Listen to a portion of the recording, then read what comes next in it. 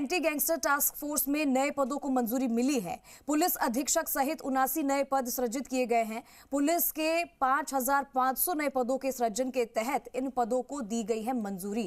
गृह विभाग ने जारी किए प्रशासनिक और वित्तीय स्वीकृति के आदेश।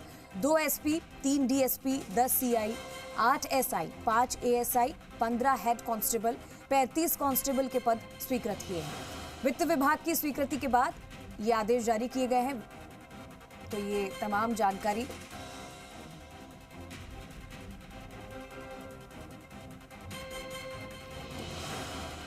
चलिए विष्णु शर्मा एक बार फिर से हमारे साथ जुड़ गए हैं, सीधा रुख करेंगे। विष्णु, प्रदेश में एंटी गैंगस्टर्स टास्क फोर्स के लिए नए पदों को मंजूरी मिल गई है, इसको लेकर क्या तमाम जानकारी? राजस्थान में अपराध पर नियंत्रण के लिए लगातार बीजेपी ने मुद्दा उठाया और उसके बाद सत्ता में इसी मुद्दे पर सत्ता में चुनाव लड़ा और सत्ता में भी आई। ऐसे में जब मुख्यमंत्री भजनलाल शर्मा बने तो उन्होंने एंटी गैंगस्टर टास्क फोर्स के गठन की बात कही थी और बीजेपी के घोषणा पत्र में भी था। और उसके बाद जब बजट में इसकी घोषणा की गई और अब उस बजट घोषणा की क्रियान्विति में एंटी गैंगस्टर टास्क फोर्स के लिए नए पदों का सृजन किया गया।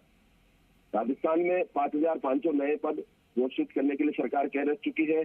उसी के तहत अब जो नए पद है वो एंटी गैंगस्टर टास्क फोर्स में दिए गए। ये नए पद मिलने के बाद जो बदमाश है, गुंडे हैं, उनके खिलाफ, गैंगस्टर है, माफिया है किसी भी प्रकार के, उनके खिलाफ कार्य में तेजी आएगी।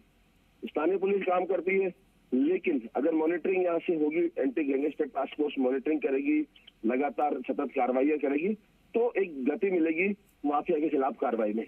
तो ऐसे में एंटी गैंगस्टर टास्क फोर्स को ये पद मिले हैं तो एक त्वरित रूप से कार्रवाई होगी। इसी के साथ एंटी चीटिंग जो सेल है उससे भी पद दिए गए हैं एसआईटी को। वो उसमें से 20 पद नए दिए गए हैं, सृजित किए गए हैं उसमें एसआईटी में, और वहीं 5 पद विलोपित किए गए हैं। जी ठीक है विष्णु, बहुत शुक्रिया आपका तमाम जानकारी के लिए। तो देखिए विभिन्न पदों के लिए स्वीकृति मिल गई है और 5,500 नए पदों के सृजन के तहत ये मंजूरी दी गई।